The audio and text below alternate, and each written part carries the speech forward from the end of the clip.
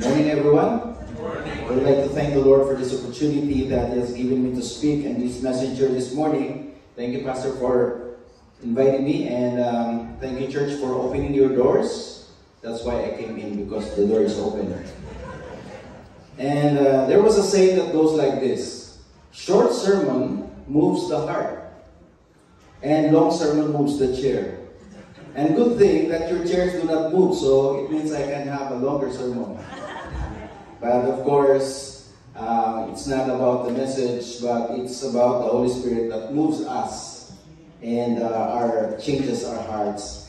And let us read the following passages quickly. In 1 Peter 4:10-11, it says, "Just as each of you has received a special gift, spiritual talent, ability graciously given by God, employ it in serving one another and good stewards of multifaceted grace, faithfully using the diverse, varied gifts, abilities granted to Christians by God's unmerited favor. Whoever speaks is to do so as the one who speaks oracles of God. Whoever serves is to do so as one who serves by the strength which God abundantly supplies, so that in all things God may be glorified through Jesus Christ, to whom belongs the glory and dominion forever and ever. Amen." Before we dive into our study this morning, let's pray.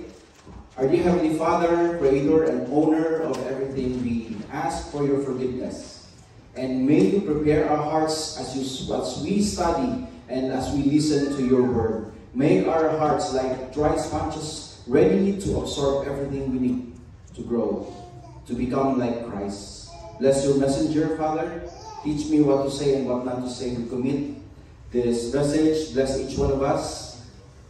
In Jesus Christ's name we pray. Amen.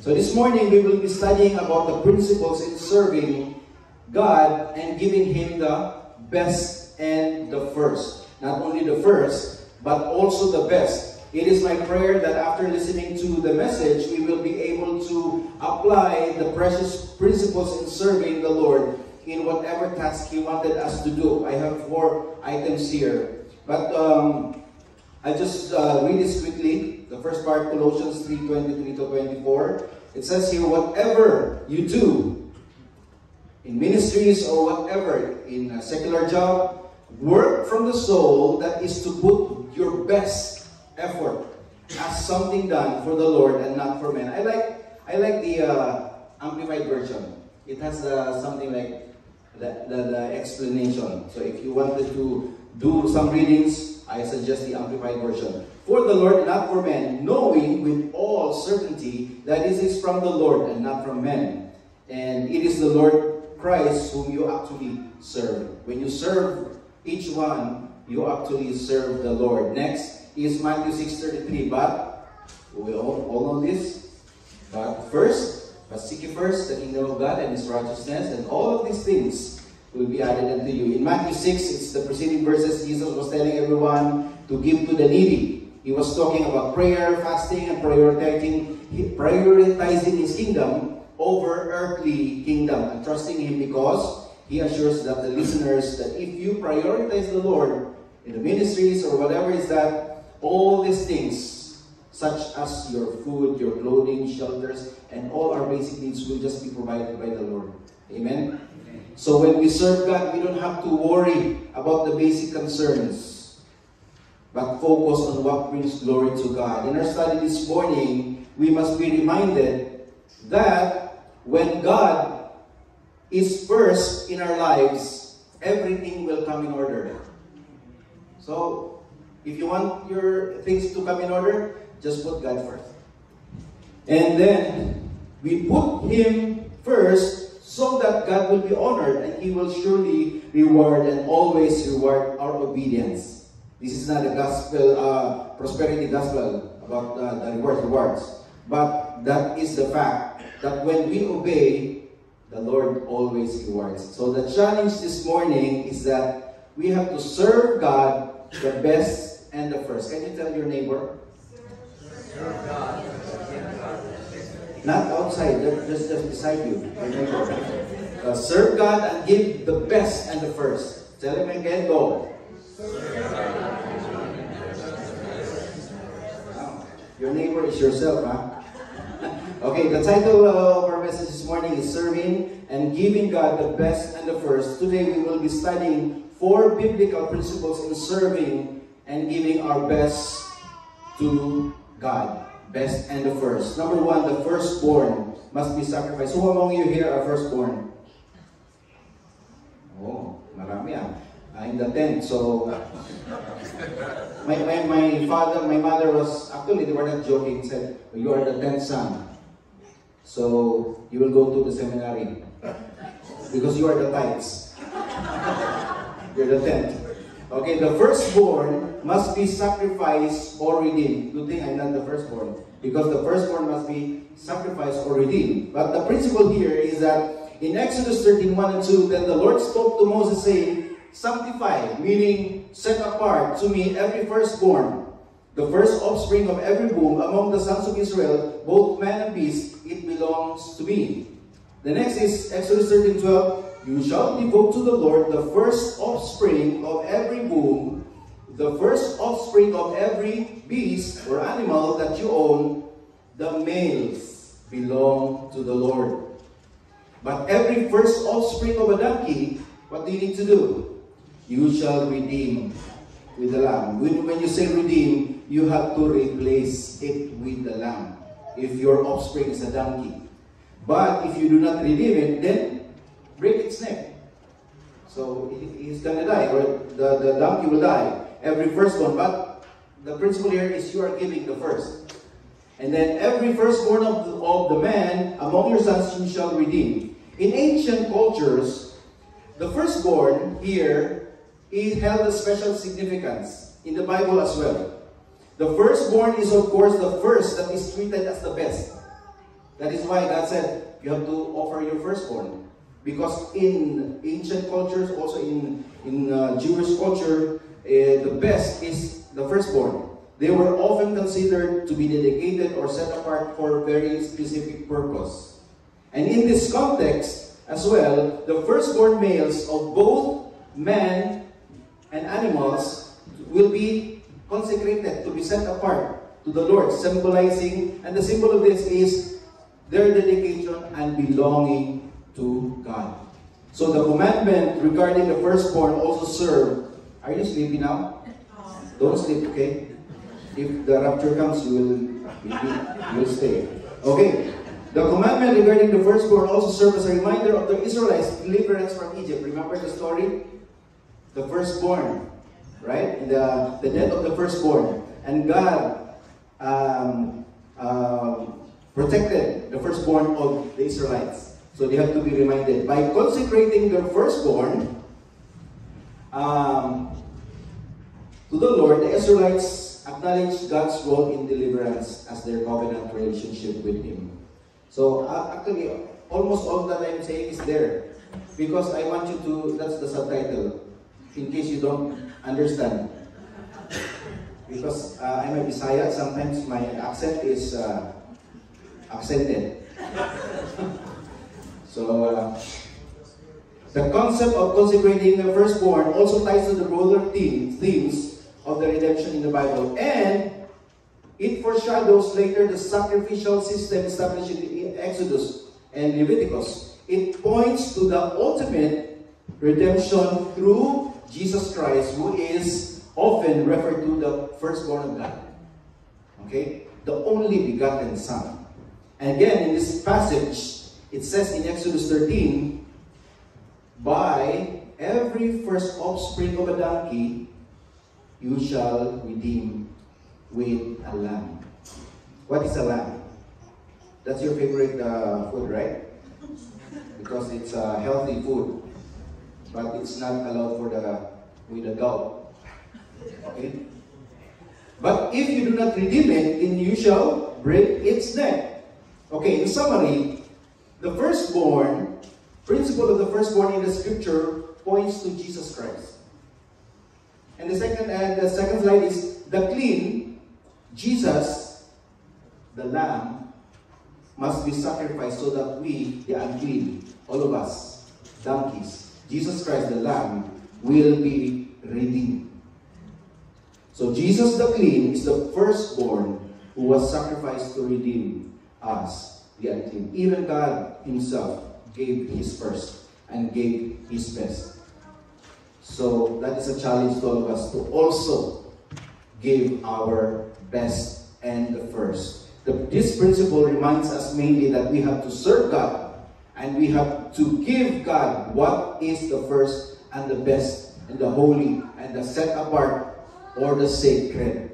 So the challenge again is serve God and give the best and the first. So we have been reminded, number one, that the firstborn must be sacrificed or redeemed. Now let's look to the second point. The first fruits must be offered. In Exodus 23:19, it says there, "You shall bring the first choice fruits of your soil into the house of the Lord your God." And in Proverbs 3:9 and 10, "Honor the Lord from your wealth and from the first." It always emphasizes the first. God doesn't want the second. He said, "Oh, you just offer to me whatever time you have, whatever time left, you serve me." But we have to offer him the best time. We have to offer him with our best and the first. Honor the Lord from the first of your produce so that your barns will be filled with plenty. And honor is a noun. It is meaning high respect or privilege. So we have an English lesson today. Honor also is a verb. Oh, I don't know that. Okay. Honor is a verb, and then it means regard with great respects. And there's a synonym. Do you know what synonym in Tagalog is? What's your name? Synonyms mo. Okay. Synonyms means alike or the same. Meaning, synonym is esteem, respect, admire. Synonym of fulfill is to observe, obey, discharge, follow, implement, or execute effect. And now, let's go to the gifts of, do you know the story of Cain and Abel? In English, it's Cain and Abel. But in Bisaya, it's Cain and Abel. In Genesis 4:1, we'll just read quickly so that you will not sleep, okay? "Now the man had relation with his wife, and she conceived and gave birth to Cain. And she said, 'Oh, I have gotten a man-child with the help of the Lord, so I will name him Cain.' And then, in verse 2, again, she gave birth to his brother. Sino brother niya? Abel or Abel. Abel was the keeper. Take note of their word. Abel was the keeper of the flocks. And then Cain works in a bank. He's the dealer. No, he's the gardener. The tiller of the ground. In Bisaya, tiller is in the bank. Okay? Oh, what's your word? Yeah, I'm the tiller in the bank. But Cain is the tiller of the ground. He's the gardener. In verse 3, "So it came about in the course of time." What's the course of time? It's a long time. I don't know how many years. That Cain brought an offering. Take note of an offering to the Lord. Of the fruit of the ground. Verse 4, "Abel on his part also." This is not a competition, but this is their way of glorifying the Lord. You have to bring their produce out of their work. What's their work? Abel was the keeper of the flocks, so Abel brought the firstling of his flock and the fat portions, and the Lord had regard for Abel. And Cain brought what? The fruits, because his work is he is the gardener. So they brought their produce. Okay. And then in verse 5, "But for Cain and for his offering he had no regard." So what was the problem? What was the problem of Cain's offering? So it's like you're watching a movie, no? Everything that I say, it's there. I'm just narrating. Okay? What's the problem of Cain's offering? In the seminary, they were taught, because the gift of Cain has no blood. So how you come up with the blood with the fruit? So there's no blood. The fruit doesn't have a blood. Okay? So Abel was the shepherd, but Cain was the gardener. So we have to take note that in this passage, their specific professions were mentioned. You know why? They have to offer something from their produce. Cain, the gardener, brought the fruits. Shepherd, Abel, brought the lamb. In verse 3 again, so it came about in the course of time that Cain brought an offering to the Lord, to the fruit of the ground. And this is the principle.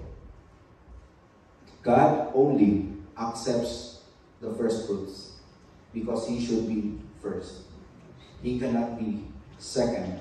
God cannot accept what is second because that is outside His character. So the issue here is that Cain did not bring the best and the first. And he brought the delayed offering. In the course of time, Cain brought an offering. And when you say an, it's not a definite. Unlike Abel who said the best, the fat option, brought the firstlings. So later, you just study it in Google.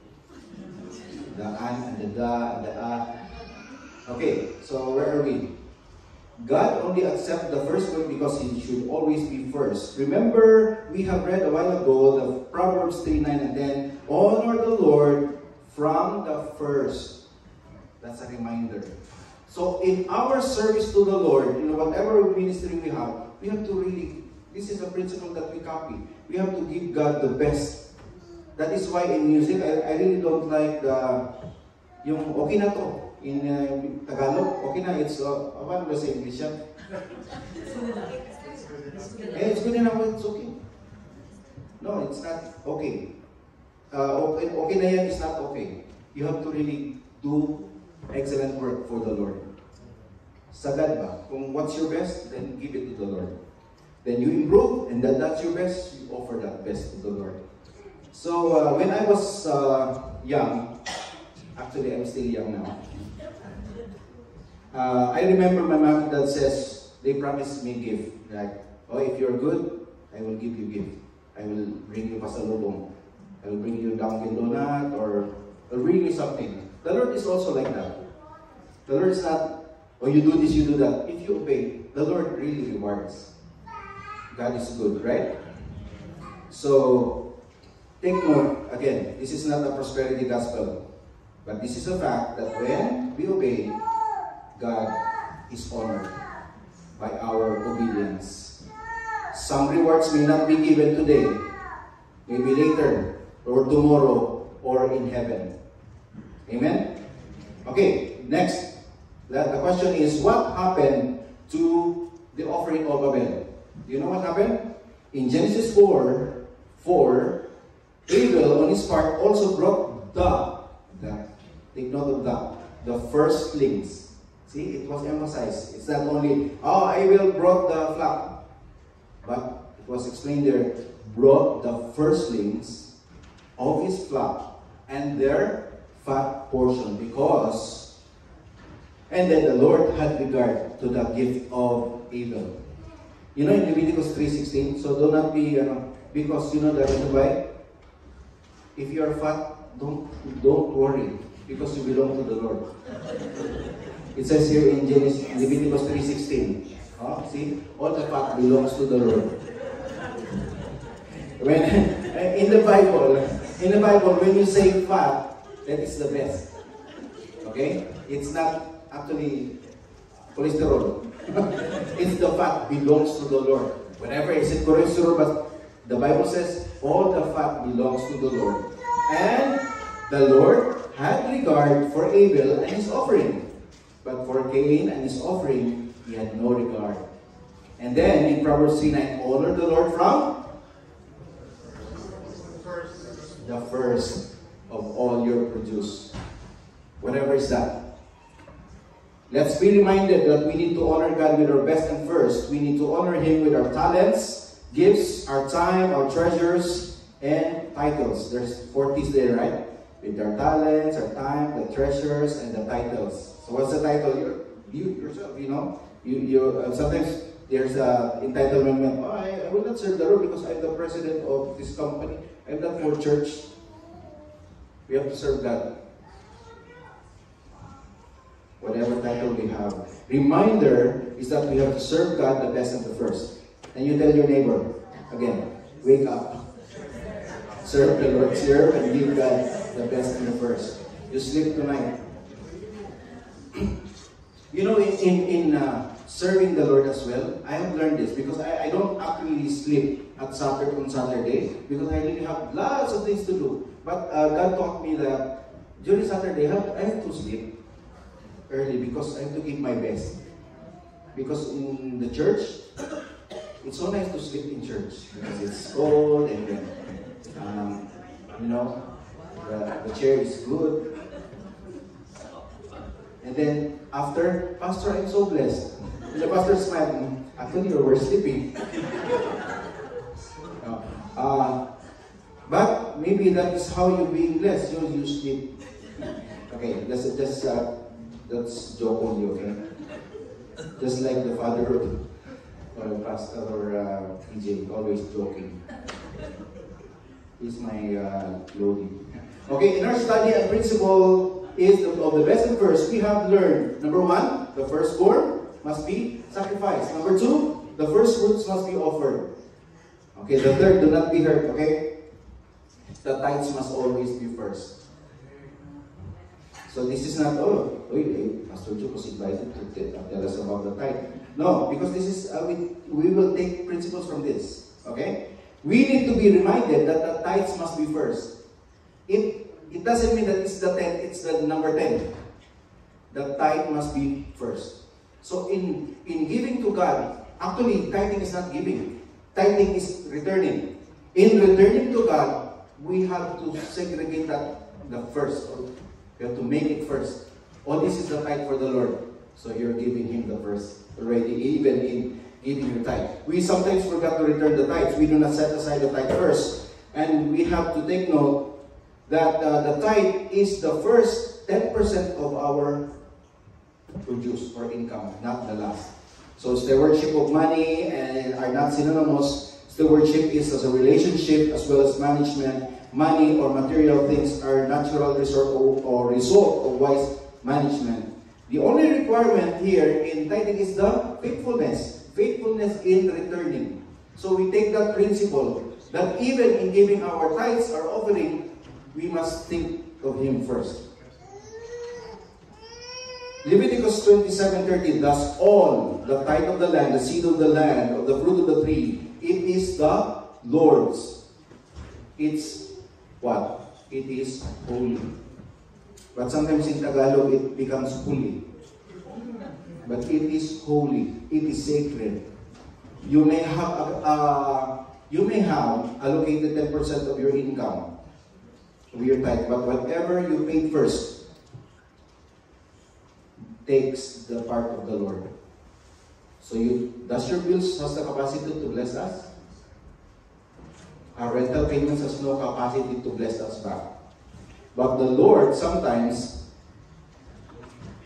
we sometimes neglect that God owns everything. He owns. Okay, let's read this next one. Malachi 3:8. Okay, here. Will a man rob God? Yet you, my people, are robbing me. Who is saying this? Who is telling us this verse? Who is talking here? God. Is God like, is He mad here or not? Say, boy, will a man rob God? Ilong ko lang ba? Yet you are people are robbing me. No, the Lord is really angry here. Will a man rob God? Yet you, my people, are robbing me. How have we robbed you? In Japanese, rob is different. I rob you. It means love. Okay? But in the Bible, how have we robbed you? We are not Japanese here, okay? How have we robbed you? In tithes and offering. Malachi 3:9. You are cursed with a curse, for you are robbing me. The Lord says, the whole nation of you. Malachi 3:10. Bring the whole tithe into the storehouse, so that there may be food in my house. Test me on this, says the Lord of hosts, if I will not open for you the windows of heaven and pour out for you a blessing until it overflows. In Malachi 3:11, then I will rebuke the Devourer. What are the devourers? Those who eats the blessing. I will rebuke it for you so that it will not destroy the blessing of the fruits of the ground, nor your vine in the fields cast its grapes, says the Lord. 12, verse 12. All the nation, people will call you blessed, for you shall be delightful. The prophet Malachi here urged the people to what? Stop holding back. Stop holding back, robbing, keeping, delaying what belongs to God. And we have to copy this principle that in serving the Lord, we don't delay. We don't hold back. Our talents, we don't hold back. Give it to the Lord. Serve. Later you ask, oh, what's my talent, Pastor? Please assess me. And then put me in a ministry. Everything belongs to God. When we refuse to return to Him, a part of what was given to God, we are robbing the Lord. The question is, will the 10% make God rich? Of course no. Because He owns everything. Actually, He is not rich because He is not defined by riches.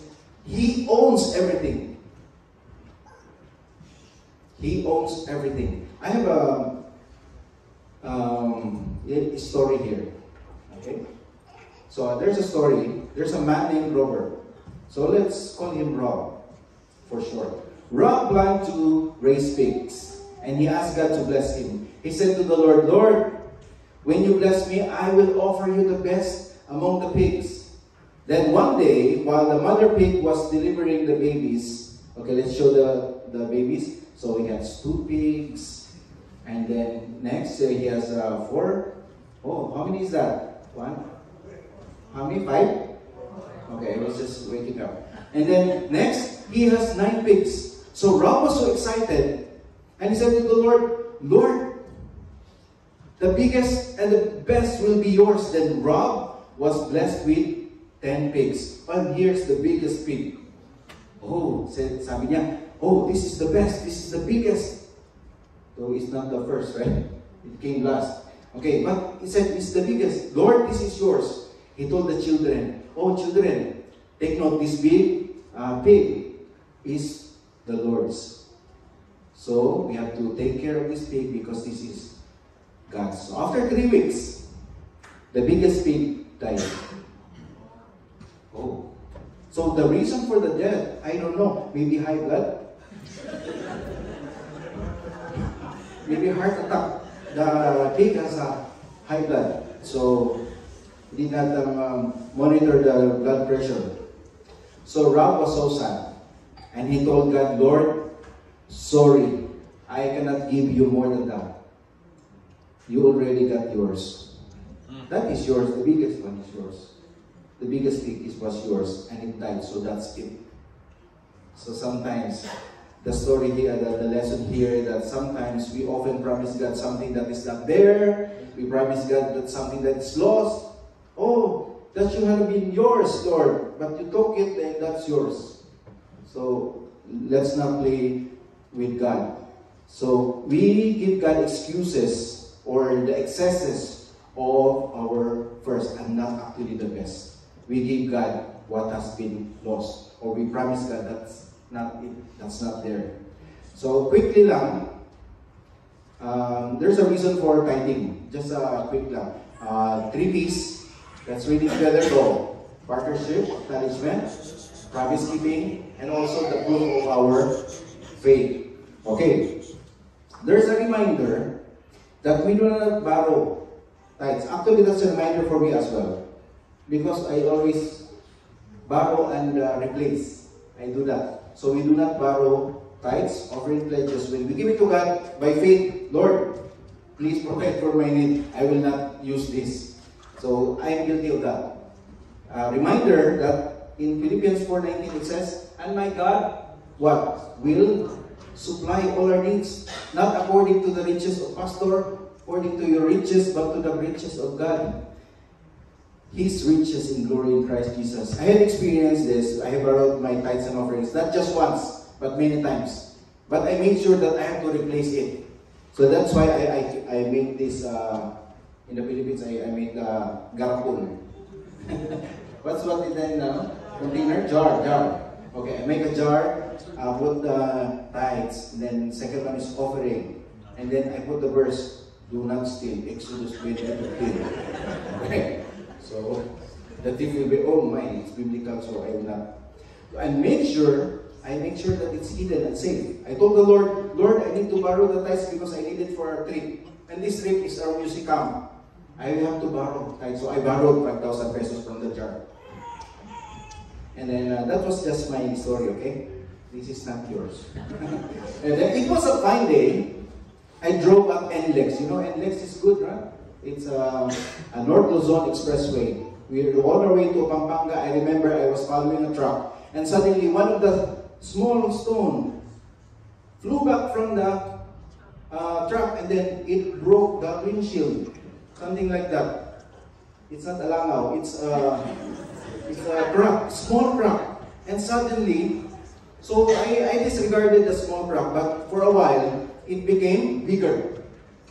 And then, so when I came back to Manila, I went to the store and ordered a windshield in Banawi. I said, how much is the windshield? Because I need to replace it. I said, it's 6,500.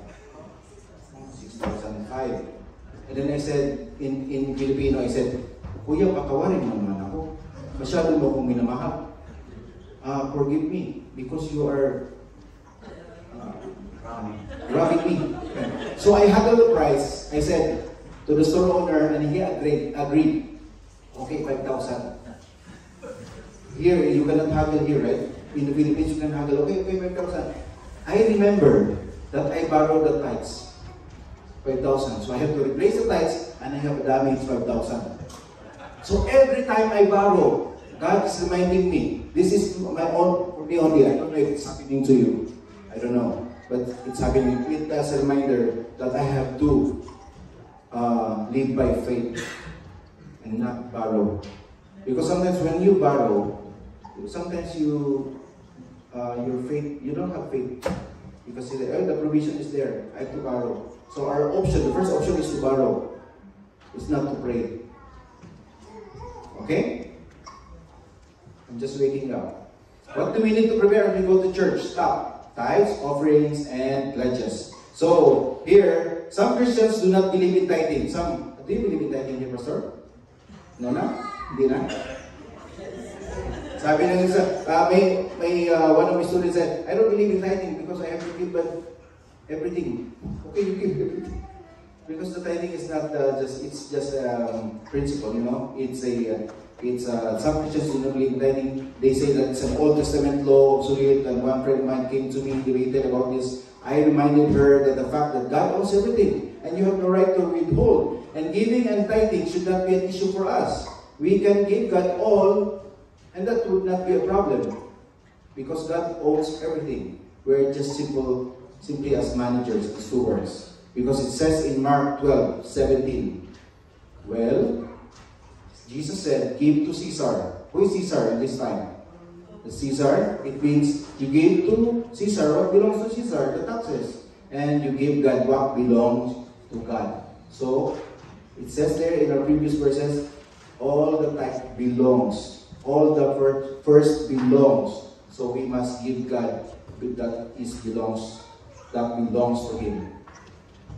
Okay, returning the tithes and faithfully giving our offering are tests whether or not you will bring what belongs to God. Next is, without faith, you cannot please God. Having faith is bringing all the tithes back to God. It doesn't take faith to pay the bills before you give your tithes.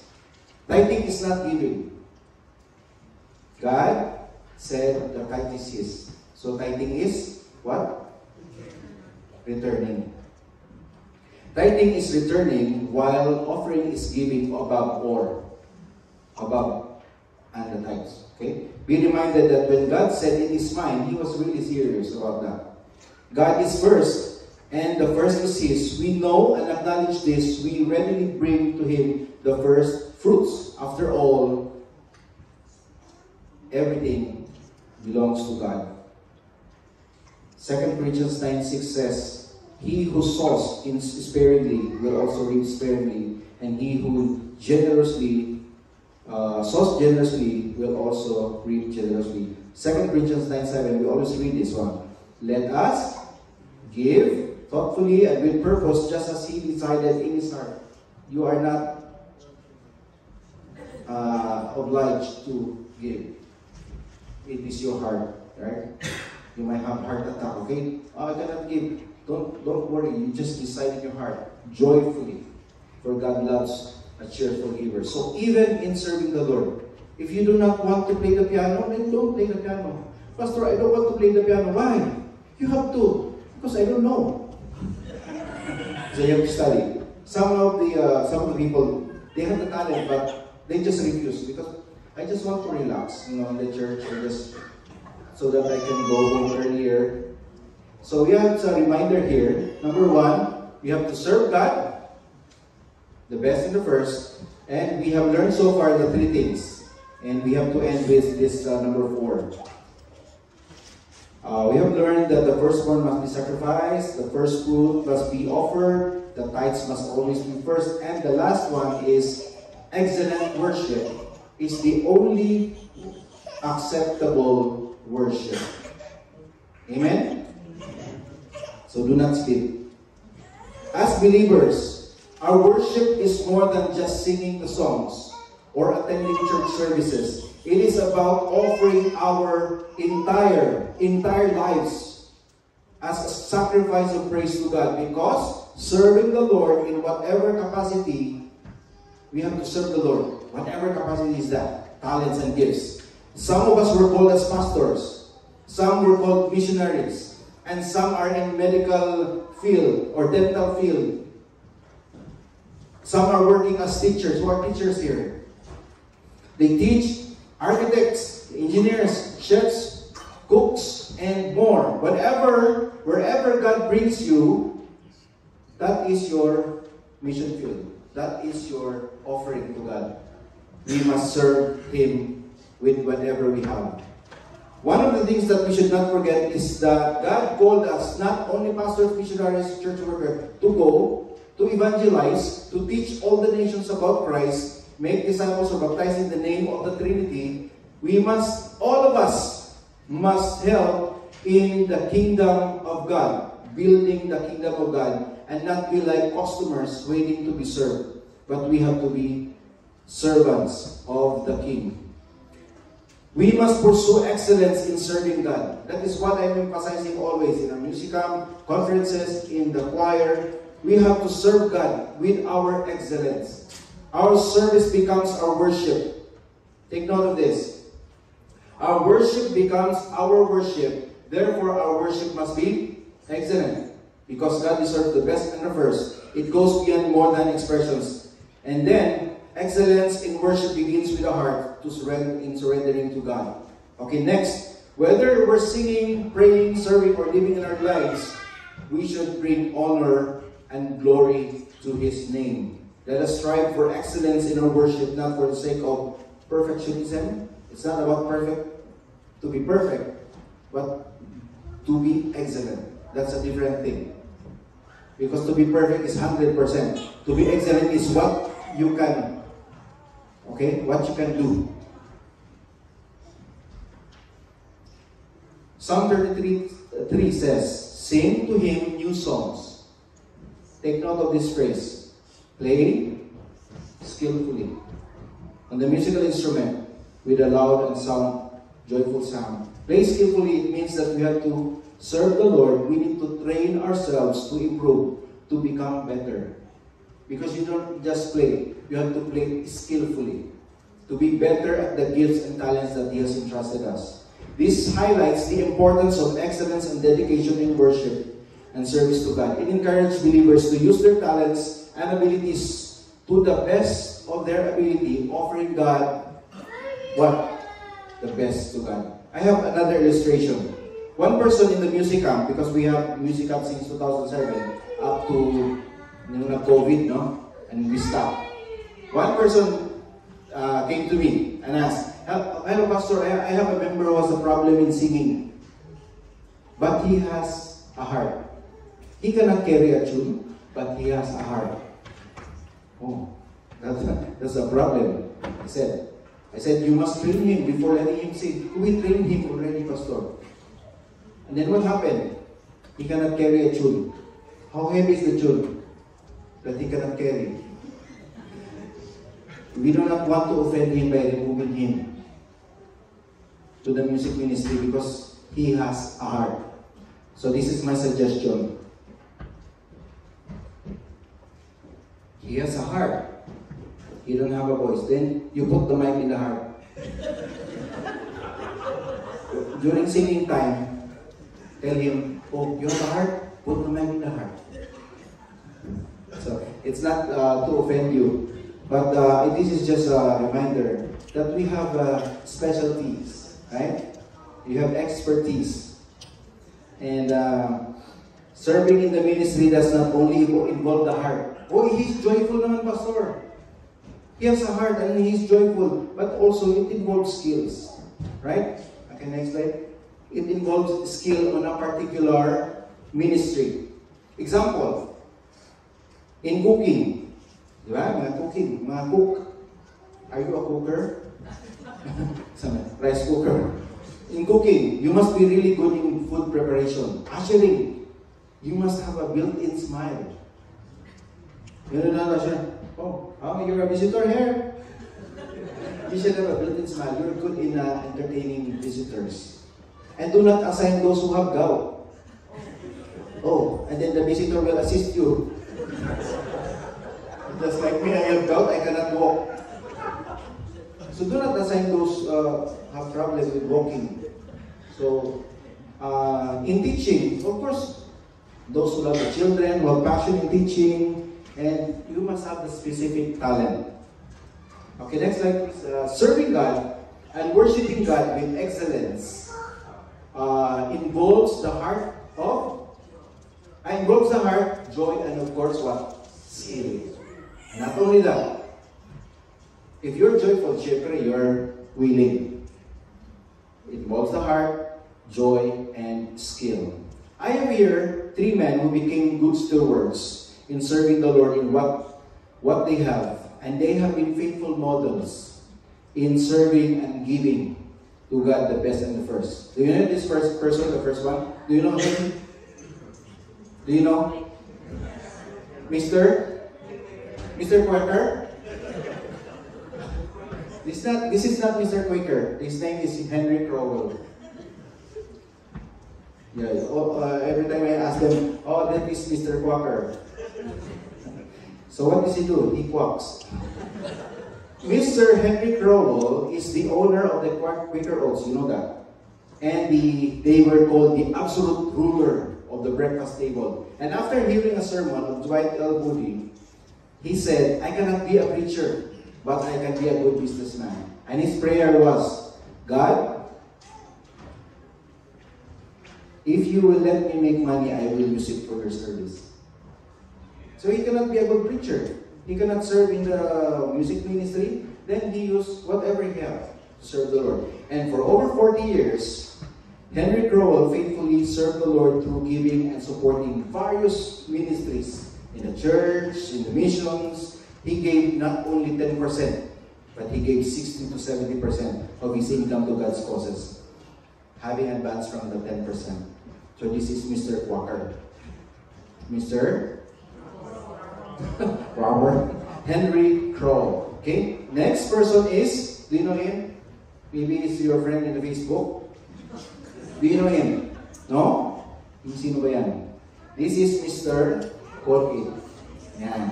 So his name is Colgate talaga. William Colgate. He was faithful to provide the needs of his aged parents. And then, he purchased a pleasant home on a farm in a neighboring country.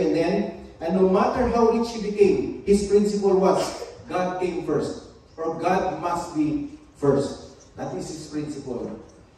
He set out to prove that his promise in Malachi.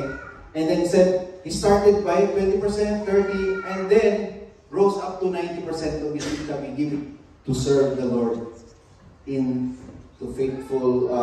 faithful to the work of the Lord in serving various ministries. Malachi 3:12 says, all nations will call you blessed, says the Lord of hosts. No wonder these people are blessed. You know that Quaker Oats is the what? The number one oatmeal company in the world, right? Until now. Are you still eating that? Yes. And then, second is, Colgate is the number one toothpaste in the world. Even in the Philippines during the 80s and 90s, I remember that all the toothpaste, they call it Colgate. Remember that? Even now? Oh, anak, you buy me that new Colgate, close up. Oh, there's a new Colgate called Pepsodent. So all the toothpaste are Colgate. These people honor the Lord with their produce. They honor God with their resources. Another last example is this person, Reverend Wally Amos Crispo. He was the pastor of the 26K member in Dallas, Texas. And he accumulated all the salary he accumulated for the past 30 years. He gave it back to God. So he gave his 100%. So, Pastor, nakumuli natin eh. Pag-prepare na natin to. He said, this is what he said, I want to face God knowing that I gave all my work freely for His kingdom. This is just an example of giving the best, the first, or everything. Let me close with this story. Yay. Amen. Salamat. Tapos na si Pastor. One day, a cow, a pig, and a chicken have a serious meeting. No, don't clap, ate, because it's a serious meeting. Oh, so it says serious meeting. They were discussing about helping the small church in Pennsylvania. Because they were members there. And then their church will be celebrating anniversary in about 60 days, or 2 months. So the cow, the pig and the chicken planned on what they can contribute to the church. The cow said, oh, I will contribute, so it's 60 days. Okay, I can start producing. I will contribute gallons of milk for the church anniversary. I will start to make ipon now and put in the fridge. And then, the second, the chicken said to the cow, definitely, I don't have a milk like you do, but I will donate dozens of eggs. I will try my best to produce as many eggs as I can to make, that I can make starting tomorrow. So I will make, pick up my body to lay more eggs. Now, the cow and the chicken asked the pig, oh, pig, how about you? The pig said, with much excitement and joy, the kids love bacon. He said, I will donate bacon and steak for the fathers, barbecue for the mothers, and buto-buto na sinigang for the whole church. Do you know what sinigang? It's a sour soup, okay, for the entire church. But the pig realized something. He almost had a heart attack. Maybe that's the reason he died. No, he had a heart, and he smiled, and he smiled, and he was joyful because the pig has to give his life to produce the bacon, to produce everything. Who among these three animals gave their all? The pig. Of course, the pig. Let us serve the Lord with our first, our best, and let us give Him our all. It is our love for the Lord and His ministry that will give us joy, and to give our all. Let us read this verse again as we end in unison. Matthew 22:37 says, you shall love the Lord your God with all your heart and with all your soul and with all your mind. Let's pray. Heavenly Father, thank you for this reminder. May you bless everything that we have learned, and let the Holy Spirit remind us to apply everything that we need to do. Bless this church, bless the pastor, bless the leaders, all the members, and the visitors as well. Keep us safe as we go back to our respective homes. And it is our prayer that whatever you bring us, we will become beacons of light. We will become blessings to our home as well. Whatever you give us, we will give it back, and we will also become blessings, and we will serve you with joyful hearts. And make us blessing as well to this community. And this is our prayer. In Jesus' name, amen.